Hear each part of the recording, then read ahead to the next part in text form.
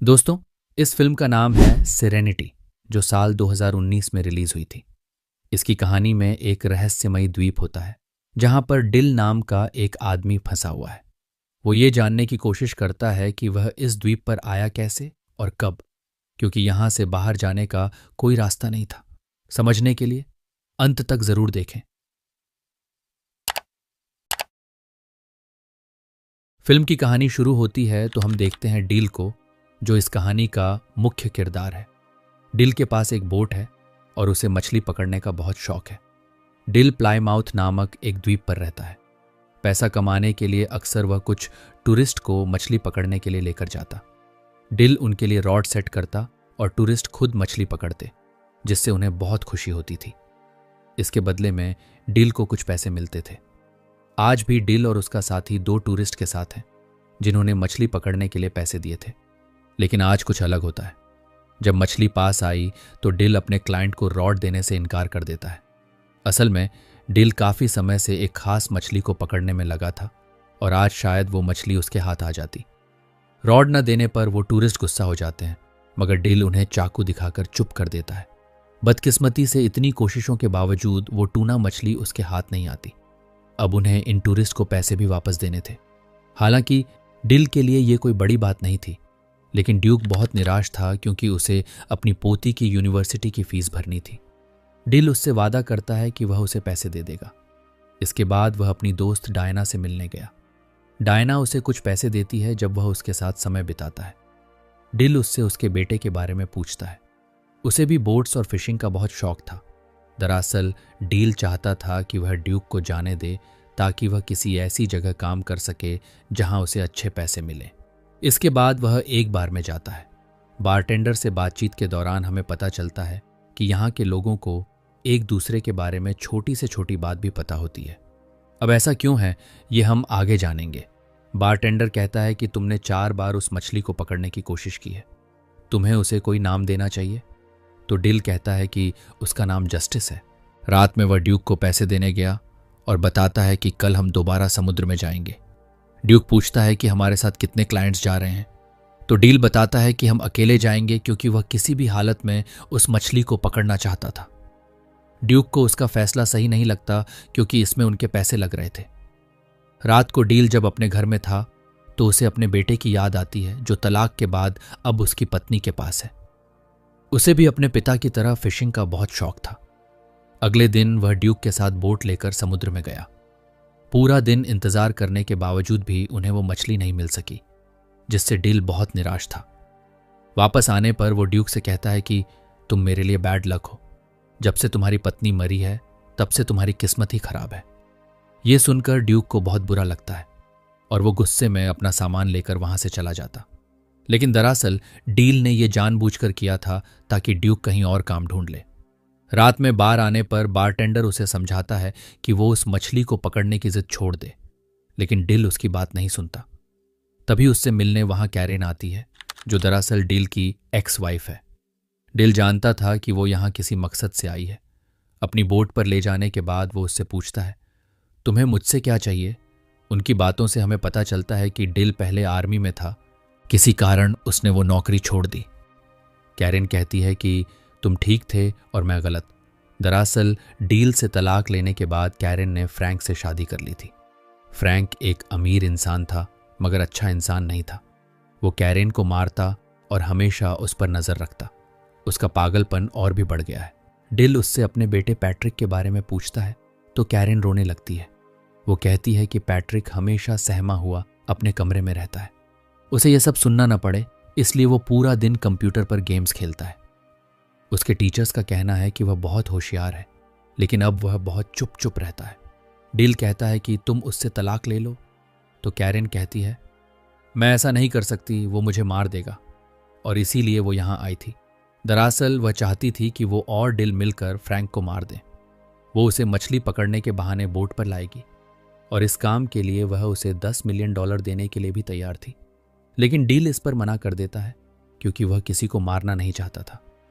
Karen के जाने के बाद एक सूट पहने आदमी डील को ढूंढते हुए आता है। दरअसल वो कई दिनों से डील पर नजर रख रहा था, मगर वो डील से मिल नहीं पाता। अगली सुबह जब डिल समुद्र में नहाने गया तो उसे अपने बेटे की आवाज़ सुनाई दी और एक पल के लिए उसे उसका चेहरा भी दिखाई दिया। इस बीच हमें फ्रैंक और कैरेन के चिल्लाने की आवाज़ें सुनाई देती हैं। हम पैट्रिक को देखते हैं जो अपने कमरे में था। यानी इन बाप बेटे के बीच कुछ तो कनेक्शन है। खैर, उधर कैरेन का पति फ्रैंक होटल पहुंच गया था जहां कैरेन रुकी थी। उसे देखकर कैरेन घबरा जाती है क्योंकि वो 2 दिन बाद आने वाला था। आते ही वो कैरेन को टॉर्चर करता है। अगले दिन डिल एक लोकल शॉप से फिशिंग का सामान लेने गया।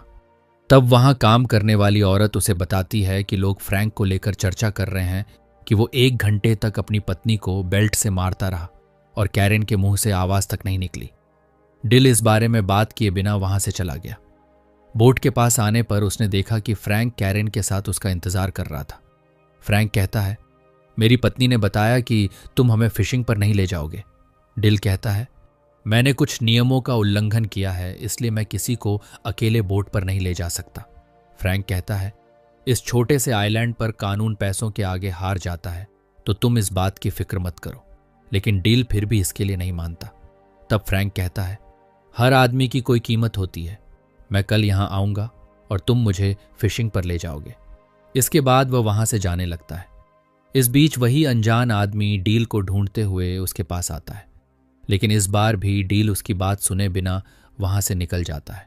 वो आदमी अपनी घड़ी देखकर कहता है, मैं 20 सेकंड लेट हो गया, कुछ तो गड़बड़ है। बाद में डिल एक मछली बेचने जाता है जहां कार्लोस उसे बताता है कि तुम्हें कोई ढूंढ रहा था, लेकिन डिल को इसमें कोई दिलचस्पी नहीं होती। फिर वह डायना के बिल्ली को देने जाता है जो गुम हो गई थी। डायना कहती है, मैंने सुना कि कैरेन ने तुमसे मदद मांगी थी। तुम एक अच्छे इंसान हो, मुझे लगता है कि तुम्हें उसकी मदद करनी चाहिए। वहां से निकलने के बाद ड्यूक उससे मिलने आया। वह कहता है, फ्रैंक तुम्हें सिर्फ एक टूर के लिए $10,000 देने वाला है। मुझे अपनी पोती की फीस देनी है, तुम्हें उसकी ऑफर मान लेनी चाहिए। डिल कहता है, मैं तुम्हारी बात क्यों मानूं? तो ड्यूक कहता है, मैं जानता हूं तुम ये सब क्यों कर रहे थे, लेकिन मुझे तुम्हारी रहम की जरूरत नहीं, मुझे तुम्हारी मदद चाहिए। अब ड्यूक की मदद करने के लिए डिल मान जाता है। बाद में कैरेन फिर से डिल से मिलने आती है। डिल कहता है, मैं उसे सिर्फ फिशिंग पर ले जाऊंगा, मैं उसे मारने वाला नहीं हूं। तो कैरेन कहती है, वो मुझे और पैट्रिक को मार देगा। मैं जानती हूं कि तुम उससे बात करते हो, वो अपने कंप्यूटर से तुम्हें सुन सकता है, तुम दोनों एक दूसरे से जुड़े हुए हो। डिल उसकी बात का कोई जवाब नहीं देता। खैर, बाद में जब वह और ड्यूक समुद्र में होते हैं तो डिल अपने दिल की बात कह देता है कि उसे यहाँ कुछ गड़बड़ लग रही है। फिशिंग के दौरान डिल फ्रैंक से पूछता है कि क्या उसके बच्चे हैं। तो फ्रैंक कहता है, मेरा एक सौतेला बेटा है, मैंने उससे दोस्ती करने की बहुत कोशिश की, लेकिन वो पूरा दिन अपने कंप्यूटर पर लगा रहता है।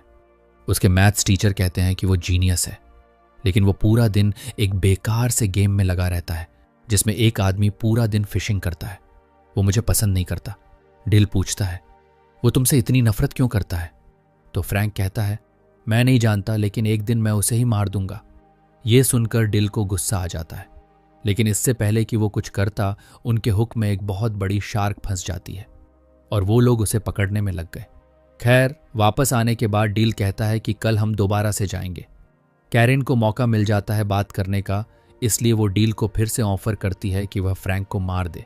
कैरेन कहती है कि पैट्रिक भी यही चाहता है। ये सुनकर डिल सोच में पड़ जाता है। ड्यूक ने भी उनकी बातें सुन ली थीं। वह डील से पूछता है, क्या तुम उन लोगों को जानते हो? तो डील कहता है, वो मेरी एक्स वाइफ है। आर्मी में नौकरी के दौरान मैं एक जंग पर गया था। वहां से लौटने के बाद मुझे पता चला कि वो फ्रैंक के पास जा चुकी है। ड्यूक उसे सलाह देता है कि हालात चाहे जैसे भी हों, उसे किसी को मारना नहीं चाहिए। रात को डिल कैरेन से मिला और अब वह इस बात के लिए राजी हुआ कि वह फ्रैंक को मारेगा। उसे बस पैसे चाहिए। वह ये सब प्यार व्यार के लिए नहीं कर रहा। जब डिल घर आया तो वही अनजान आदमी उससे मिलने आया था जिसे हमने फिल्म में कई बार देखा। खैर, वह एक डिवाइस लेकर आया था जिससे डिल उस ट्यूना मछली को पकड़ सकता है जिसे पकड़ने का सपना डिल बहुत समय से देख रहा है। और ये डिवाइस वह आदमी डील को मुफ्त में देने वाला था। उस आदमी के मुंह से निकल जाता है कि यही खेल का नियम है और मैं ही नियम हूं। यह सुनकर डिल को अजीब लगता है और उस आदमी पर शक भी होता है। इसलिए वह उसे धमकाता है और पूछता है कि बता, तुम कौन हो? तब वह आदमी, जिसका नाम रीड है, बताता है कि असल में ये सब असली नहीं है, ये बस एक खेल है, और खेल का नियम है कि यहाँ कोई मरेगा नहीं। तुम एक कैरेक्टर हो और तुम्हें उस ट्यूना मछली को पकड़ना है। डील को उसकी बातों पर विश्वास तो नहीं होता, मगर इस जगह को लेकर उसे हमेशा शक रहता था। उसे याद ही नहीं था कि वह कब यहाँ आया और कितने समय से यहाँ है।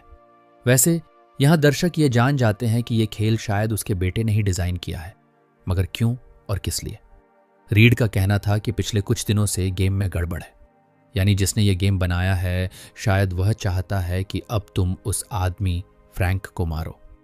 मगर मेरे नियमों के मुताबिक इस द्वीप पर किसी को भी मारना मना है, इसलिए मैं तुम्हें नियम बताने आया हूं। और मुझे खुद भी नहीं पता कि जिसने ये गेम बनाया है वह नियम क्यों बदल रहा है। डील को उसकी बात बकवास लगती है। अगली सुबह डील ने महसूस किया कि वह अलार्म से पहले उठ नहीं पाता, जो इस बात की ओर इशारा करता है कि शायद सच में वह किसी गेम में है। हर जगह उसे बस एक ही बात सुनने को मिल रही थी, जाओ और उस मछली को पकड़ो। डिल याद करने की कोशिश करता है कि आखिर वह इस द्वीप पर आया क्यों और कब, मगर उसे अपने दिमाग में ऐसी कोई भी याद नहीं मिलती। वह अपनी गाड़ी में बैठकर काफी आगे निकल जाता है और अब उसे महसूस होने लगता है कि यह सब सच नहीं है। वह खुद से बातें कर रहा था। तभी उससे मिलने डायना का बेटा सैमसन आता है। वह कहता है, आपको किसी की जरूरत थी, क्या मैं आपके साथ काम कर सकता हूं?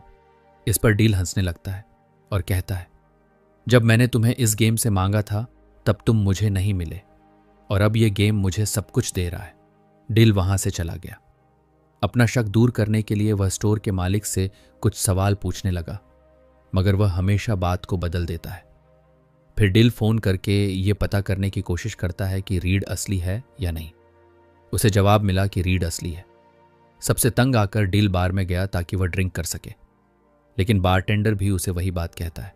वह कहता है, क्या आज तुम फिशिंग करने नहीं जा रहे? तुम्हें काम पर जाना चाहिए।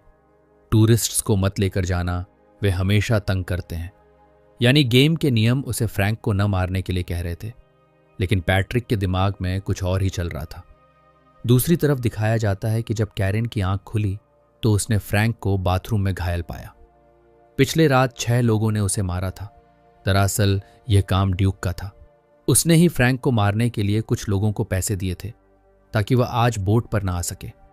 ड्यूक डील से कहता है, मैंने तुम्हारे लिए जो सही लगा मैंने वही किया। इस बात से डील को बहुत गुस्सा आता है। जख्मी होने के बावजूद कैरेन फ्रैंक को मना लेती है कि वह फिशिंग पर जाए।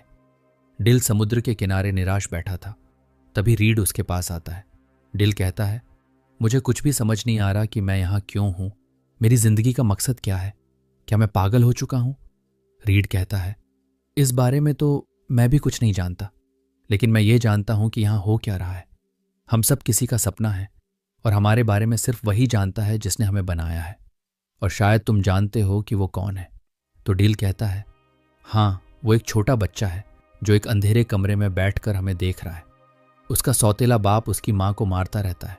शायद इसी वजह से उसने ये गेम बनाया है, इस उम्मीद में कि शायद एक दिन वह अपने असली पिता को वापस ला सके और अपने सौतेले बाप को सबक सिखा सके।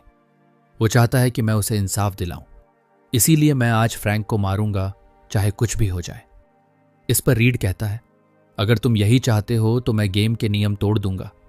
अगर हमारा निर्माता यही चाहता है तो तुम्हें ऐसा ही करना चाहिए। कैरेन फ्रैंक को बोट पर ले आती है। इस पर डिल भागकर अपनी बोट की तरफ जाता है। दरअसल पैट्रिक ने एक ऐसा गेम बनाया था जिसमें वह अपने पिता के साथ समय बिता सके, लेकिन जैसे जैसे उसके सौतेले बाप का टॉर्चर बढ़ता गया, पैट्रिक के दिल में उसे मारने की आग भी बढ़ती गई। पैट्रिक बस यही चाहता था कि उसे कोई संकेत मिले कि फ्रैंक को मारना गलत नहीं है। इसलिए उसने गेम में डील को सोचने की इजाजत दी ताकि डिल अपने दिल की सुने, और जो भी उसका फैसला हो पैट्रिक भी वही करेगा। यही वजह थी कि गेम उसे बार बार याद दिला रहा था कि उसे बस मछली को पकड़ना है, लेकिन डिल की सोच बदलने लगी थी। खैर, डिल बोट के पास पहुंचता है जहां फ्रैंक और कैरेन पहले से ही मौजूद थे। डिल फ्रैंक को समुद्र में ले जाता है। फ्रैंक की हालत पहले से ही बहुत खराब थी और कैरेन ने उसे नशे में भी रखा था। तभी उन्हें पता चलता है कि बोट पर सैमसन भी है, जो उनके प्लान को बिगाड़ सकता था। लेकिन अंत में जब डिल ने रॉड फ्रैंक के हाथ में थमा दी तो शार्क उसे समुद्र में खींच लेती है और उसका अंत हो जाता है। असल दुनिया में पैट्रिक यानी डील का बेटा अपने सौतेले पिता फ्रैंक को सच में मार देता है और हम समझ पाते हैं कि डील की असली लड़ाई तो मौत के साथ ही खत्म हो चुकी थी। गेम में जो है वो तो बस पैट्रिक के ख्याल हैं। खैर, इस कत्ल के बाद पैट्रिक को मानसिक अस्पताल में रखा जाता है। गेम में हम देखते हैं कि कैरन डील को अलविदा कहती है, लेकिन डील में उसने पैट्रिक को अपनाने की शर्त रखी थी। डील जानता था कि वह बस एक गेम है। तब कैरन रोते हुए कहती है, कभी ना कभी तुम उससे ज़रूर मिलोगे। तभी कैरन वहाँ से गायब हो जाती है और डील के पास एक फ़ोन पर कॉल आता है। कॉल की दूसरी तरफ पैट्रिक था। उसकी आवाज़ सुनकर डील भावुक हो जाता है। पैट्रिक कहता है, मैंने कुछ बहुत गलत किया है। तो डील उसे समझाता है, तुमने जो भी किया अच्छे के लिए किया। पैट्रिक कहता है, मैं भी इन्हीं गेम में कुछ बदलाव करूंगा ताकि मैं तुमसे मिल सकूं। डील बहुत खुश हो जाता है और कहता है, मैं तुम्हारा इंतज़ार करूंगा। कॉल कटने के बाद डील देखता है कि वहाँ सब कुछ बदल रहा है और अगले ही पल हम देखते हैं कि पैट्रिक भी गेम में है। वह डील से मिलने के लिए बोट की तरफ भाग रहा है। उसे देखकर डील बहुत खुश होता है। दोनों एक दूसरे को गले लगाते हैं। गेम में ही सही, लेकिन पैट्रिक अपने पिता के साथ था। और यहीं पर फिल्म का अंत होता है दोस्तों। इस कहानी में बाप बेटे के बीच प्यार को दिखाया गया है। एक पिता की कमी उन्हें ज्यादा महसूस होती है जिनके पिता इस दुनिया से जा चुके हैं। उम्मीद करते हैं हमारी वीडियो आपको पसंद आई होगी। मिलेंगे किसी और कहानी में।